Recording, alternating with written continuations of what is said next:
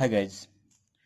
जैसा कि आप जानते हैं कि हमने प्रीवियस लेक्चर में मैट्रिक्स के सारे लेक्चर कवर किए थे, सारे कंसेप्ट डील किए थे। आइए हम नेक्स्ट जो चैप्टर है डिटरमिनेंट, उनके बारे में चर्चा करते हैं, उनका सेशन शुरू करते हैं। तो विदाउट टाइम वेस्टिंग के भी चलिए आज का लेक्चर शुरू करते हैं। तो सबसे पहले हम जानेंगे डिटरमिनेंट क्या होता है, डिटरमिनेंट का डिफिनेशन क्या है।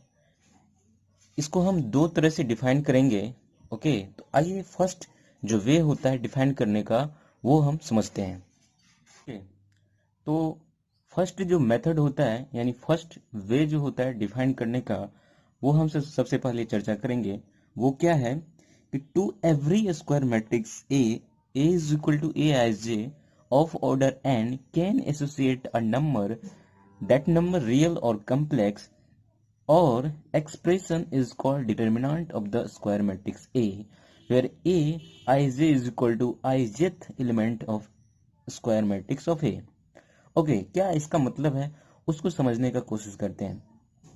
सभी स्क्वायर मैट्रिक्स को जो ऑर्डर n है वो एक एसोसिएट करता है नंबर, या एक नंबर देता है या एक एक्सप्रेशन देता है, उसी को हम क्या कहते हैं, डिटरमिनेंट कहते हैं।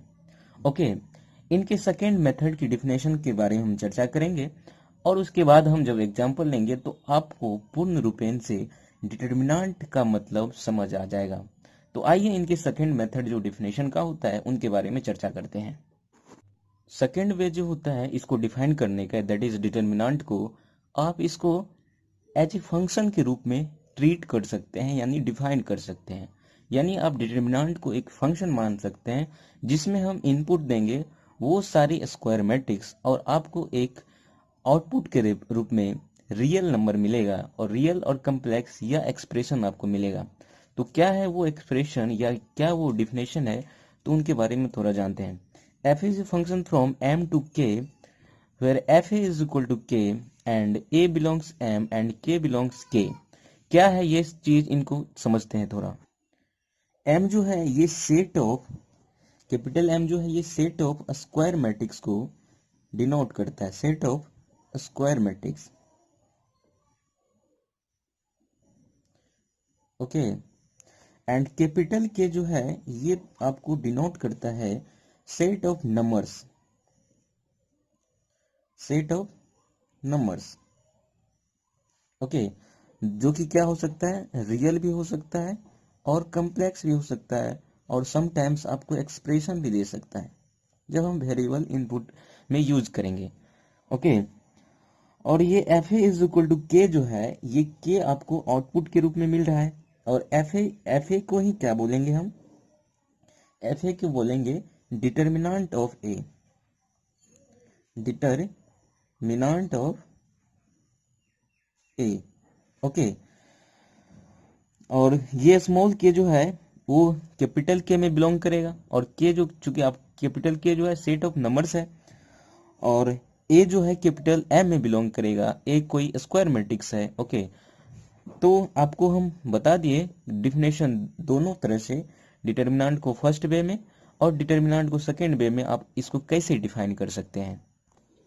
तो आपको पता लग गया होगा क्या होता है डिटरमिनेंट। हमने दो मेथड से आपको डिटरमिनेंट समझाने की कोशिश की। आइए हम एग्जांपल लेते हैं, उससे आपको भली भांति यानी पूर्ण रूपेण से आपको डिटरमिनेंट का कंसेप्ट समझ आ जाएगा। ओके, तो एग्जांपल लेते हैं।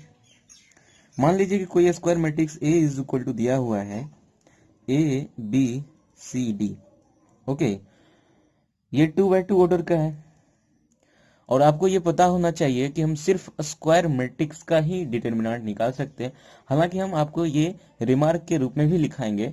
वैसे आपको याद रखना चाहिए कि जब भी हम डिटरमिनेंट की बात करेंगे तो हमेशा हम किसकी बात करेंगे, स्क्वायर मैट्रिक्स के ही बात करेंगे। तो ए इज इक्वल टू लिए ए बी सी डी, तो इसका डिटरमिनेंट क्या हो जाएगा, तो डिटरमिनेंट ए, ये जो सिंबल है ये डिटरमिनेंट को डिनोट करता है, ये सिंबल जो है डिटरमिनेंट ऑफ ए को डिनोट करता है, डिटरमिनेंट ऑफ ए को डिनोट करता है। साथ ही आप इसको ऐसे भी लिख सकते हैं, डिटरमिनेंट ऑफ ए लिख सकते हैं। ओके, या आप इसको डेल लिख सकते हैं। इसको तीन तरीके से आप लिख सकते हैं, डिटरमिनेंट के रूप में, यानी इसको इस तरह से लिख देंगे। ओके, इसको मॉडुलस ऑफ ए नहीं, कभी नहीं पढ़ेंगे। ओके, या आप डिटर्मिनेंट ऑफ ए लिखेंगे, या ये डेल्टा जो है वो साइन दे देंगे, तो ये पता चल जाएगा कि आप डिटर्मिनेंट की बात कर रहे हैं। तो डिटर्मिनेंट ऑफ ए जो हो जाएगा वो क्या हो जाएगा, ये हो जाएगा A B C D. Okay, तो ये हो गया डिटर्मिनेंट। अब इसका वैल्यू क्या होगा वही हम बताएंगे। अब जो बात करेंगे, अब वैल्यू के बारे में बात करेंगे, यानी इसको डिटर्मिनेंट का वैल्यू जो होगा, यानी आपको जो आउटपुट के रूप में आएगा वो एक्सप्रेशन या रियल नंबर जो आएगा या कम्प्लेक्स नंबर वो कितना आएगा वो हम बात करेंगे। उससे पहले हम जान लेते हैं इसके रिमार्क के बारे में, जो आप मिस करेंगे पढ़ने में। तो सबसे पहला जो रिमार्क है, आप इसको डिटर्मिनेंट ऑफ ए को मॉडुलस कदापि भी नहीं पढ़ेंगे, यानी read determinant of A, determinant of A. आप जो इसको पढ़ेंगे डिटर्मिनेंट ऑफ ए पढ़ेंगे, न कि नॉट मॉडुलस ऑफ ए। आप इसको मॉड ऑफ ए नहीं पढ़ेंगे। ओके, और सेकेंड जो रिमार्क है, और आपको यूजफुल होगा जब आप कोई कम्पिटिटिव एग्जाम देंगे, तो उसमें कोई ऑब्जेक्टिव या आप कोई बोर्ड का एग्जाम दे रहे हैं तो उसमें भी जरूरत हो सकता है कि हमेशा ओनली स्क्वायर मैट्रिक्स का ही क्या होता है, डिटर्मिनेंट होता है। ओनली स्क्वायर मैट्रिक्स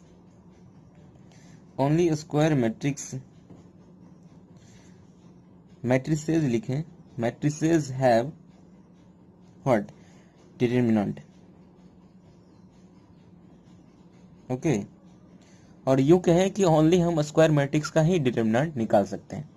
तो आइए हम मेथड को कैसे हम जो रियल नंबर या एक्सप्रेशन जो आता है डिटर्मिनेंट जो हम किसी स्क्वायर मैट्रिक्स को करते हैं वो कैसे आता है, उन्हीं के बारे में हम, यानी मेथड के बारे में, यानी एक्सपेंड करने के मेथड के बारे में बात करेंगे। चलिए तो बात करते हैं मेथड टू एक्सपेंड डिटर्मिनेंट, यानी एक्सपेंड डिटर्मिनेंट को कैसे एक्सपेंड करते हैं उसके बारे में हम बात करेंगे। तो पहला एग्जांपल लेते हैं फर्स्ट ऑर्डर मैट्रिक्स का, यानी फर्स्ट ऑर्डर स्क्वायर मैट्रिक्स का। सपोज कीजिए कि ए इज इक्वल टू ये है। ओके, तो इसका डिटर्मिनेंट ऑफ ए क्या कितना हो जाएगा, ये ए ही हो जाएगा। ओके, आइए हम सेकेंड ऑर्डर के मैट्रिक्स के बारे में हम बात करते हैं। सपोज कीजिए कि A is equal to A B C D है। ओके, तो डिटर्मिनेंट ऑफ ए जो होगा कितना होगा, डिटर्मिनेंट ऑफ ए कैसे इसको एक्सपेंड करेंगे, बहुत ही अच्छी से आपको यहाँ पे ध्यान रखना चाहिए। यदि आप एक बार समझ गए तो फिर आपको दूसरी बार समझने की कोई जरूरत नहीं पड़ेगा, इसलिए बड़ी ध्यान से आपको इसको समझना पड़ेगा। सबसे पहले आपको हम साइन स्कीम थोड़ा बता देते हैं। जो फर्स्ट है आप इसको पॉजिटिव ट्रीट कीजिएगा, उसके बाद सेकेंड जो है उसको आप इसको माइनस ट्रीट कीजिएगा, उसके बाद फिर जो यहाँ यानी रो में क्या करेंगे, जो रो यदि चलेंगे तो प्लस लेंगे, उसके बाद दूसरे को माइनस लेंगे, यानी अल्टरनेटिव प्लस माइनस चलेंगे। ओके, वैसे यदि हम कॉलम से एक्सपेंड कर रहे हैं तो यदि फर्स्ट को यदि पॉजिटिव लिए हैं तो सेकेंड को क्या लेंगे, माइनस लेंगे। और ये कैसे हम लेते हैं इसको भी थोड़ा समझिए। और ये माइनस है तो ये प्लस हो जाएगा। ओके, और ये एक्सपेंड करने में हमको यहाँ पे साइन स्कीम की जरूरत पड़ेगा। ठीक है, और ये कैसे होता है,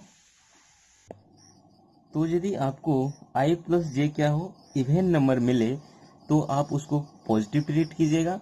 यदि i प्लस जे आपको यदि ऑड नंबर मिले तो आप उसके नेगेटिव ट्रीट कीजिएगा। जहां i और j क्या है, i जो है किसको शो कर रहा है, i कर रहा है number of row, that is row को डिनोट कर रहा है। ओके, एंड j जो डिनोट कर रहा है वो कॉलम को डिनोट कर रहा है, नंबर ऑफ कॉलम को। ओके, तो क्या होगा, यहाँ पे देखिए, यहाँ ए जो है, ए को हम पॉजिटिव ट्रीट करेंगे, क्यों ट्रीट करेंगे, और बी को माइनस ट्रीट करेंगे, सी को नेगेटिव और डी को भी पॉजिटिव। ऐसा हम क्यों करेंगे, देखिए ए जो है क्या है, फर्स्ट रो और फर्स्ट कॉलम का क्या है, एलिमेंट है। दैट इज ये ए जो है क्या है, first row and first column, that is 1 + 1 that is equal to 2, that is even number, 2 is even number, so A is treated as positive। B हम क्या क्यों यहाँ नेगेटिव दिए हैं, क्योंकि B जो है कौन सा एलिमेंट है, फर्स्ट रो का सेकेंड कॉलम का B एलिमेंट है, फर्स्ट रो का सेकेंड कॉलम का बी एलिमेंट है। तो 1 + 2 करेंगे 3, 3 क्या है, ऑड है, तो ऑड है, चूंकि ऑड है तो ऑड के लिए हम क्या देंगे, ऑड जब आएगा तो निगेटिव देंगे, तो इसीलिए यहाँ बी का जो पोजीशन है उसमें निगेटिव दिए। और सी जो है, सी निगेटिव क्या क्यों आया, चूंकि सी जो है क्या है, सेकेंड रो और क्या है, फर्स्ट कॉलम, यानी 1 + 2 दैट इज इक्वल टू 3, 3 क्या है, ऑड है, इसीलिए नेगेटिव दिए।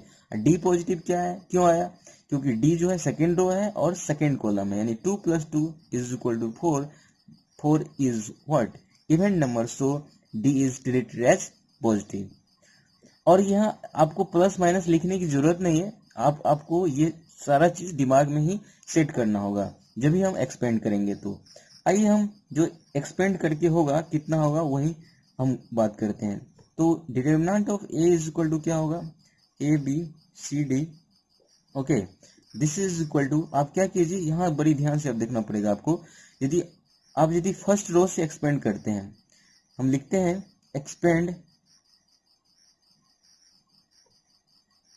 Along what, first row. ये फर्स्ट रो के अलोंग यदि हम एक्सपेंड करते हैं तब क्या होगा, देखिए फर्स्ट रो में जब एक्सपेंड करेंगे तो क्या करेंगे, तो ए क्या है, फर्स्ट रो का एलिमेंट है, मतलब इस रो के अकॉर्डिंग, यानी इसके अलोंग हम एक्सपेंड करेंगे। तो जब हम ए लेंगे तो क्या करेंगे, ए जिस रो में है, किस रो में, फर्स्ट रो में और फर्स्ट कॉलम में है, तो उनके सारे एलिमेंट को हम क्या करेंगे, ढक लेंगे। ढकने के बाद आपको क्या होगा, ये ढक आ गया, ये ढक आ गया, मतलब फर्स्ट कॉलम के एलिमेंट सारा ढक आ गया, फर्स्ट रो के सारे एलिमेंट ढक आ गया, मतलब तो बचा क्या आपके पास, डी बचा, तो यहाँ आप डी लिख दीजिए। और चूंकि निगेटिव अब लेंगे, निगेटिव क्यों लेंगे, क्योंकि बी जो है किस पोजीशन पे है, निगेटिव वाले पोजीशन पे, ए जो है प्लस पोजीशन वाले पे है, तो प्लस लिखने की जरूरत नहीं है शुरू में, ओके। तो बी हम यहाँ पे, बी चूंकि निगेटिव पोजीशन में है तो यहाँ माइनस बी ले लिए। अब क्या करेंगे, बी चूंकि सेकेंड कॉलम और फर्स्ट रो में है तो क्या होगा, यानी सेकेंड कॉलम और फर्स्ट रो को हम ढक लेंगे, तो आपको क्या मिलेगा, सी मिलेगा, तो यहाँ हम सी लिख दिए। तो ये क्या हो जाएगा, A D minus B C. ये क्या हुआ, कब हुआ, जब एक्सपेंड किए अलोंग फर्स्ट रो के। आप क्या कर सकते हैं, आप इसी तरह आप एक्सपेंड कर सकते हैं किसी भी कॉलम किसी भी रो के थ्रू, ओके। तो एक बार हम कर लेते हैं एक्सपेंड, हम कर लेते हैं expand along first column, okay,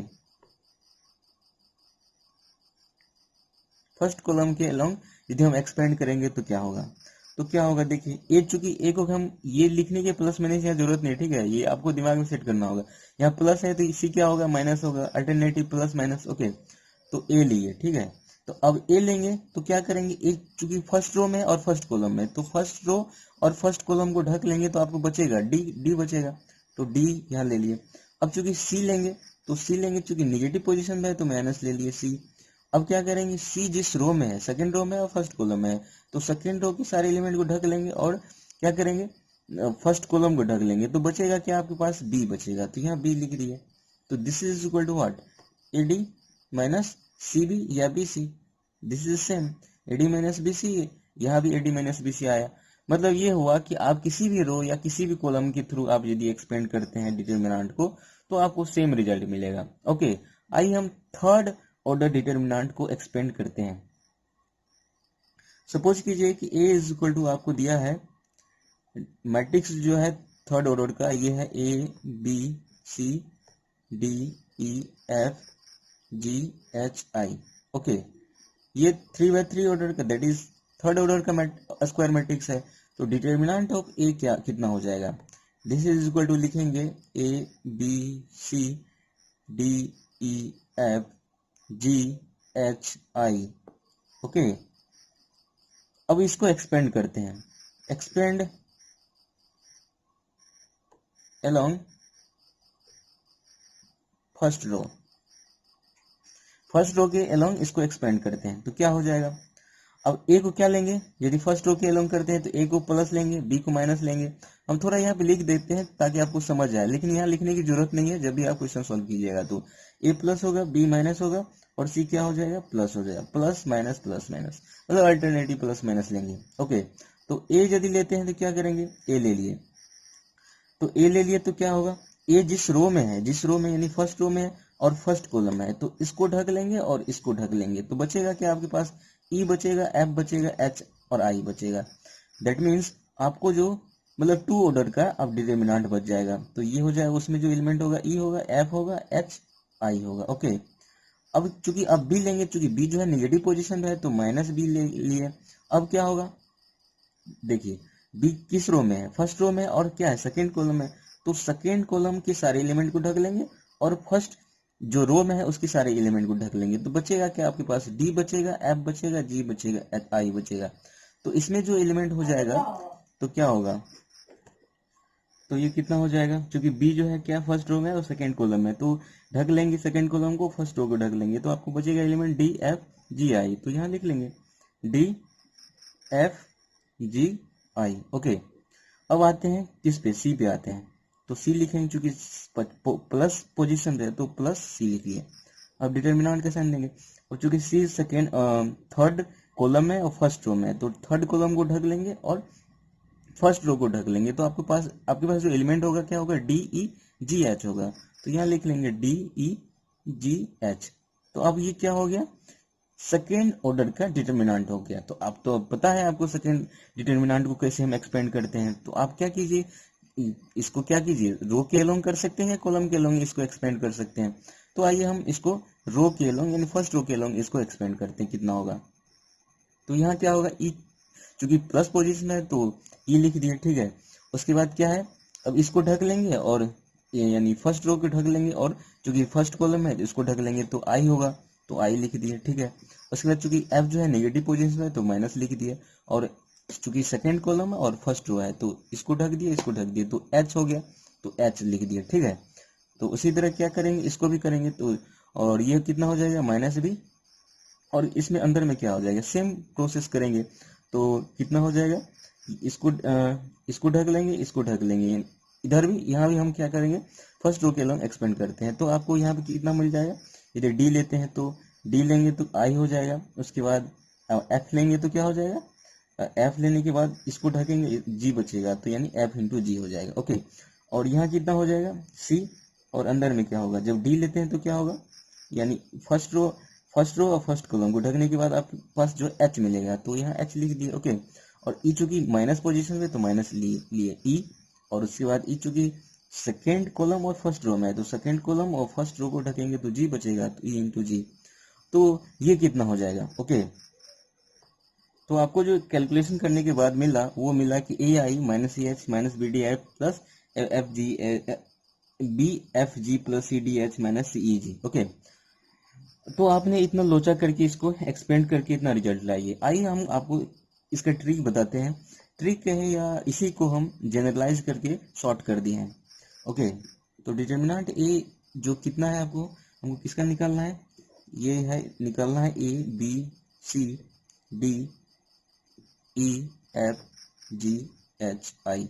इसको हमको क्या करना है, एक्सपेंड करना है। तो आप अलोंग रो कर सकते हैं या कॉलम कर सकते हैं, कोई दिक्कत नहीं। हम चूंकि फर्स्ट रो के ही अलोंग करते हैं, एक्सपेंड अलोंग फर्स्ट रो।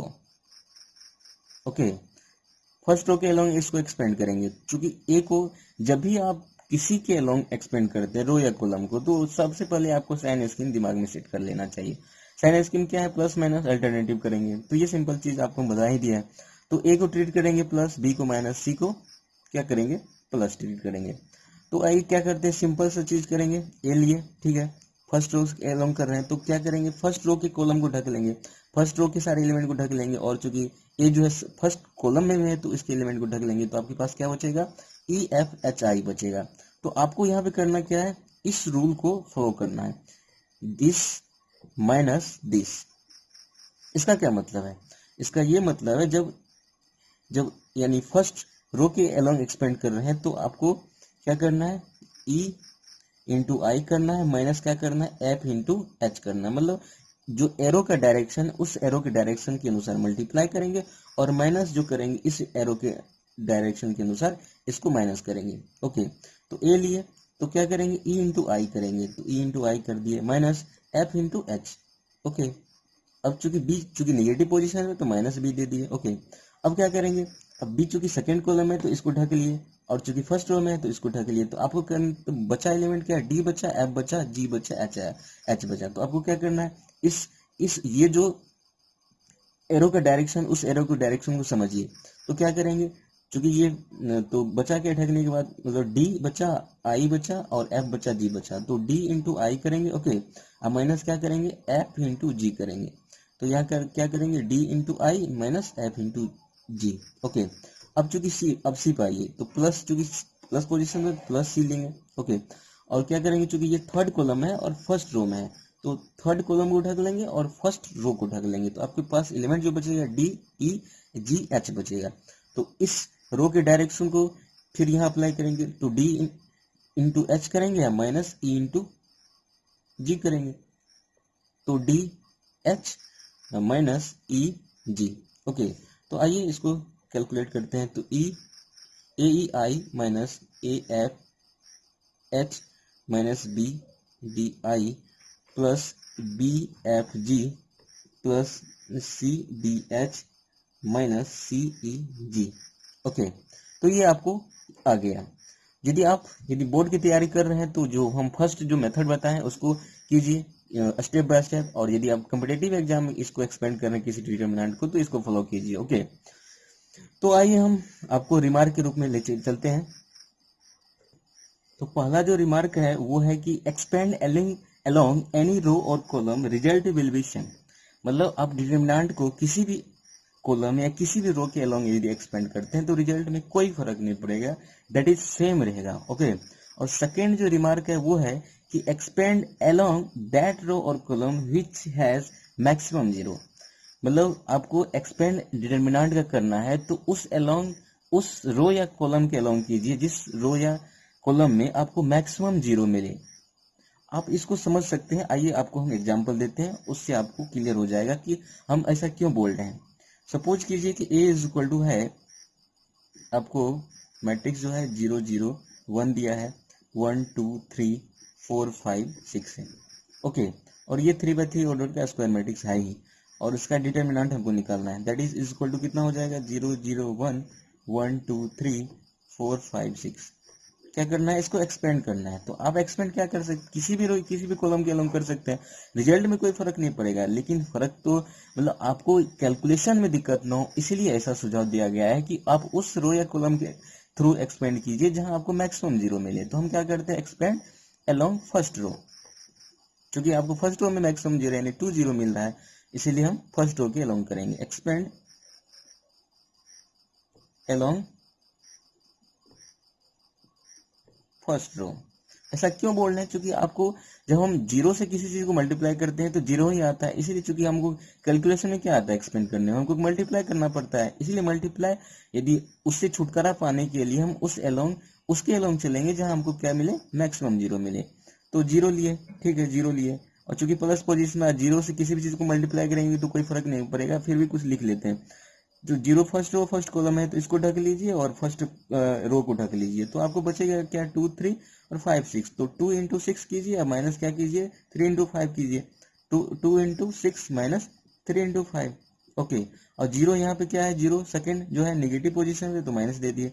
अब यहाँ कुछ भी लिखें तो फिर भी लिख देते हैं, क्योंकि जीरो क्या है, सेकंड कॉलम है फर्स्ट रो में, तो सेकंड कॉलम को ढक लेंगे और फर्स्ट रो को ढक लेंगे। तो आपके पास बचेगा 1 इंटू 6 कीजिए या 3 इंटू 4 कीजिए। तो 1 इंटू 6 माइनस 3 इंटू 4।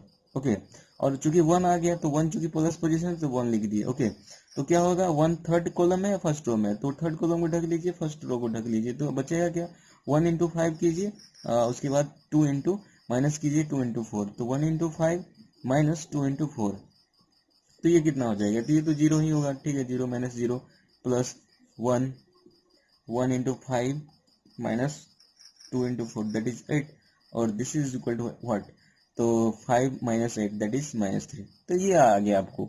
ओके, तो गाइज बस इस लेक्चर को यहीं तक रखते हैं, नेक्स्ट लेक्चर में मिलते हैं।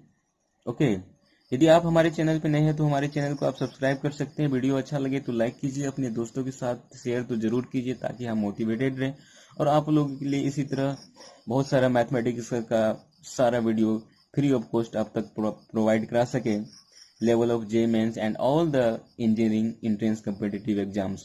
Thank you very much.